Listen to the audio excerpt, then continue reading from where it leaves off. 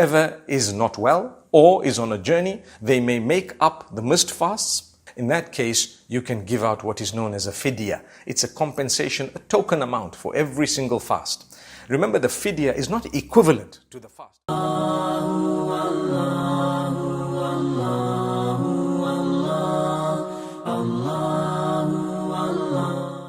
So my brothers and sisters, here is this month. We must make an effort to fast it unless we have a valid excuse where it would be allowed for us not to fast. Allah says, وَمَنْ كَانَ مَرِيضًا أَوْ عَلَى سَفَرٍ فَعِدَّةٌ مِّنْ أَيَّامٍ أُخَرٍ.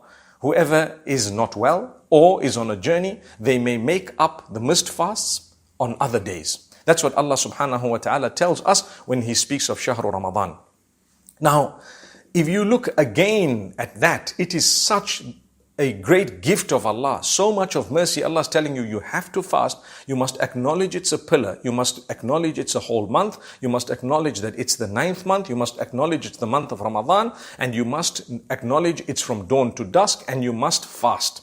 And if you cannot, because of your journey or because you have a valid excuse, the women in their menses perhaps, the women with afterbirth perhaps, those who might be breastfeeding or who may be pregnant, who cannot manage to fast, they have an excuse. Subhanallah. Those who are on journey, those who are unwell, or those who are elderly, perhaps they are unable to fast due to some reason. Again, it would boil down to the sickness. So in that case, you either make it up on other days, or if you really cannot even make it up because you can't fast due to a sickness or some form of inability that you have, in that case, you can give out what is known as a fidya. It's a compensation, a token amount for every single fast.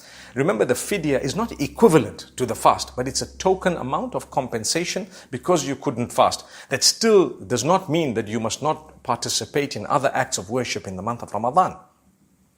You must read your Quran, and you must do your dhikr, and you must do your other ibadah, you must do your salah, you must do whatever else you can. It doesn't mean just because you were ill or unwell that you're excused from everything. You can just sleep from dawn to dusk. May Allah forgive us.